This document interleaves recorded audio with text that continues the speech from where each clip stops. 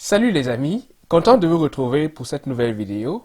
Ensemble, nous allons examiner une nouvelle astuce du navigateur, cette fois-ci du navigateur Google Chrome. J'ai choisi pour cette astuce la page internationale de Mercedes-Benz pour démontrer comment à partir de notre navigateur, on peut effectuer différents types de captures d'écran sans avoir besoin d'une extension. Pour ce faire, il suffit d'ouvrir ta console de développement. Pour cela, tu disposes de deux raccourcis. Soit tu fais F12 ou alors tu fais CTRL SHIFT et I ou alors Command SHIFT et I si tu utilises un système Mac OS. Avec CTRL SHIFT et I, là tu auras le développeur Tools qui va s'ouvrir, parfois à ta droite, parfois juste en bas. Ça dépend de la position que tu auras choisie pour configurer ton navigateur. Là, à partir de ces trois barres, tu peux configurer quelle sera la position de ton développeur Tools. Lorsque tu te trouves à l'intérieur du développeur Tools, il te suffit d'appliquer la commande CTRL SHIFT et P ou alors commande SHIFT et P. Et là, tu auras ce menu-là qui va s'ouvrir. À l'intérieur de ce menu, tape simplement Screen et tu auras les différents screenshots disponibles. Tu auras les différentes captures d'écran que tu peux effectuer à partir de ce panel-là. On va choisir la première option, Capture Area Screenshot. Cette option te permet de venir sur ton écran et de sélectionner en faisant un clic, de sélectionner l'espace que tu aimerais prendre en capture.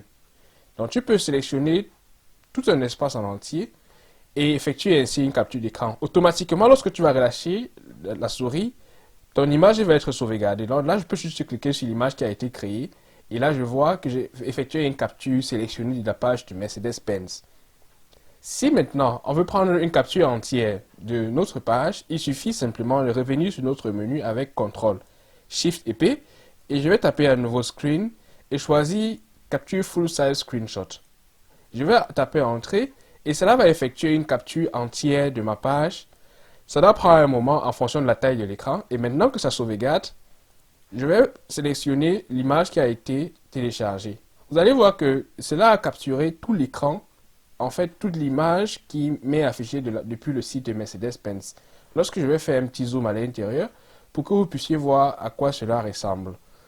Donc maintenant, vous vous rendez compte que cela a parcouru toute la page pour effectuer cette capture d'écran-là. Si maintenant, on veut effectuer plutôt une autre partie de la capture, je vais prendre un nouveau CTRL SHIFT et P ou alors commande SHIFT et P. Je vais taper un nouveau screen et là, je vais voir Capture Node Screenshot ou alors simplement Capture Screenshot. Capture Node, on va le faire tout à l'heure. Je vais prendre d'abord le Capture Screenshot de la dernière partie. Et là, vous allez voir que cela va sauvegarder directement parce que cela a capturé désormais la page qui est visible sur mon écran.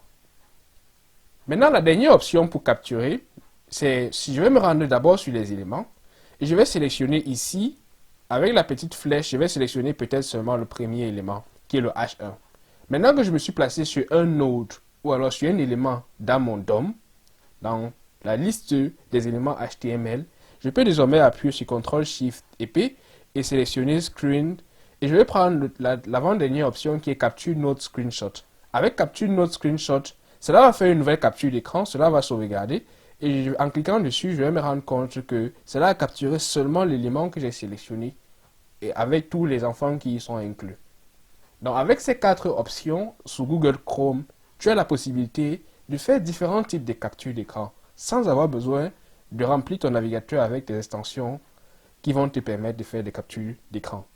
Dans une autre vidéo, je te montrerai d'autres panels d'outils que tu peux utiliser pour améliorer ta productivité avec Google Chrome et ainsi profiter de ton navigateur. Merci à toi d'avoir suivi cette astuce. N'hésite pas à partager avec d'autres personnes. Laisse-moi en commentaire ce que tu en penses. N'hésite pas à t'abonner à notre chaîne et à parcourir nos playlists pour profiter des différentes astuces autour du développement web et mobile. À très bientôt pour une nouvelle astuce.